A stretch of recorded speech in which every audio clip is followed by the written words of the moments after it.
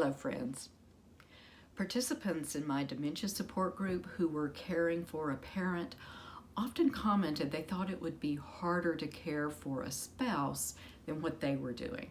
I don't necessarily agree. I just think it's different with different sets of difficulties. And of course, there are other configurations of care. The person requiring care might be a grandparent, an aunt, an uncle, a sibling, a friend, or even an adult child. I have only ever been a caregiver to my spouse, and so I can only speak directly about my experiences, but we're going to look at both today and see what some of those differences and similarities are.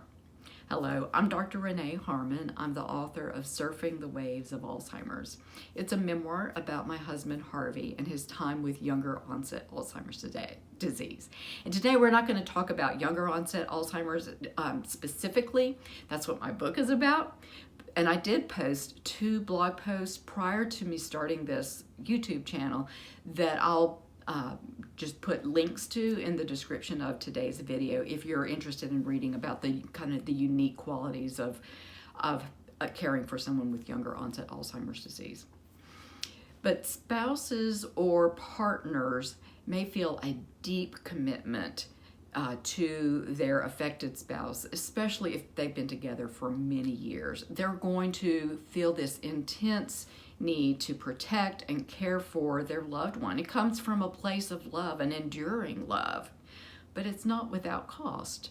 Of course, there's going to be sadness over the loss of shared dreams, pain over the loss of intimacy, and just that overwhelming depression or sadness over knowing that your spouse is going to have to go through this horrible disease. That was certainly my experience. Older couples might have some more unique aspects to giving care. They might find it even harder to ask for help or to receive offered help. They often feel like they are the only ones who can give the correct care to their loved one. It's their sole duty to do that, and it's just difficult to ask or receive help. Also, as the disease intensifies, I find it's almost inevitable that that an older person is going to require more help than what they can provide alone. The physical demands are just too great for an elderly person to do alone. So they're going to have to accept help or hire outside help. Isolation is another problem that isn't unique to older couples, but we really see it there, where maybe the person affected by dementia just can no longer get out, so they stay inside their home. Or perhaps the caregiver is uncomfortable taking their loved one out because of the way they look or because of their behavior. But isolation is detrimental to both parties. And what happens if both members of the couple have health issues? Well, usually it's the one who has dementia that's going to require more help. But what if the one who is giving the care has a health crisis? That is a set of circumstances that is unique to couples providing care to one another. So providing care to a parent has some similarities and some difficulties.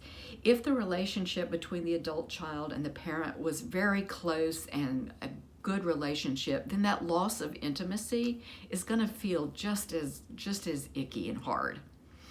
And as the disease progresses and the adult child has to take on more and more responsibility, there may be feelings of guilt about making decisions for their parent.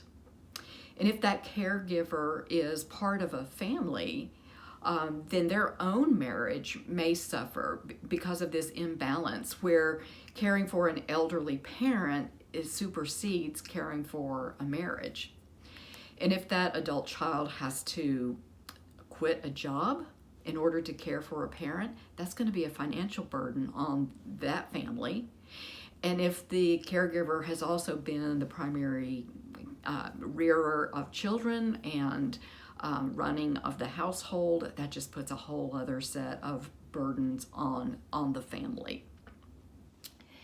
And what I've talked about so far assumes that the two parties, the caregiver and the one requiring care, have had a good relationship going in. But that's not always the case. What if there's animosity between the two? Or what if it's a new relationship, say a second marriage in an older couple? Well, then that deep commitment may not be there at the onset, and that can open up a whole new set of situations. So what do you think? Is giving care for a parent or for a spouse harder than the other, or just different? And why do you think one is harder than the other? Or does it even matter? You know, every situation is unique, and we just all do the best we can. Be well and keep your balance.